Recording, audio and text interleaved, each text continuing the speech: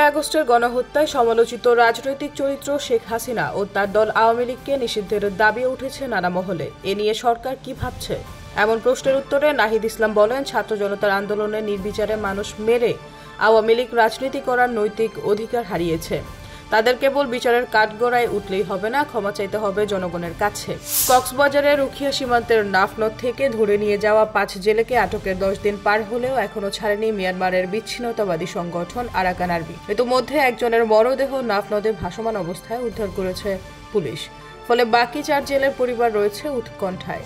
যুক্তরাষ্ট্রকে টেক্কা দিতে চায় চীন, তাই সুদূর প্রসারী কৌশল নিয়ে এগোচ্ছে বেইজিং। নিজেদের এমন পরিকল্পনার অংশ হিসেবে এবার উত্তর আফ্রিকার একটি মুসলিম দেশে চীনের নজর পড়েছে। ওই দেশেই চীন শত শত কোটি টাকা বিনিয়োগ করতে চায়। এরই অংশ হিসেবে বৃহস্পতিবার সংক্ষিপ্ত এক সফরে মরক্কো যান চীনের প্রেসিডেন্ট শি জিনপিং। দক্ষিণ লেবানন জুড়ে বৃহস্পতিবার হামলা চালিয়েছে ইসরায়েল। ওই দিন কমপক্ষে 59 জন নিহত হয়েছেন। এতে মোট নিহতের সংখ্যা 3642 জনে পৌঁছেছে। লেবাননের স্বাস্থ্য মন্ত্রণালয় এক বিবৃতিতে শুক্রবার এ তথ্য জানিয়েছে। বিবৃতিতে মন্ত্রণালয় জানিয়েছে, ওই দিন আহত হয়েছেন 112 জন। এতে মোট আহতের সংখ্যা দাঁড়ালো 15,356 জন।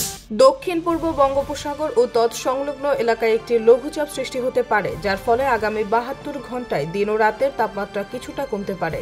জেঁকে বসতে পারে শীত। শুক্রবার সন্ধ্যায় আগামী 72 ঘন্টার জন্য দেওয়া আবহাওয়া পূর্বাভাসে এমন তথ্য জানানো হয়েছে। বলিউডের তারকা দম্পতি অভিষেক বচ্চন ও ঐশ্বরিয়া রায়ের মেয়ে আরাধ্যা কৈশোরে পা দিয়েছে। মা ঐশ্বরিয়াও সামাজিক যোগাযোগ মাধ্যমে ছবি ভাগ করে নিয়েছেন। তার আঙুলে বিয়ের আংটি এখনো জ্বলজ্বল করছে, কিন্তু বাবা অভিষেক বচ্চন এবং পরিবারের বাকিরা নীরব। পাশাপাশি অমিতাভ লিখেছেন, আপনারা নিজেদের কাজে একটু ফাঁকি দিচ্ছেন না, অবশ্যই প্রশংসনীয়, কিন্তু প্রকৃত ঘটনা না জেনে দিনের পর দিন অর্ধসত্য খবর ছড়িয়ে পড়ছে।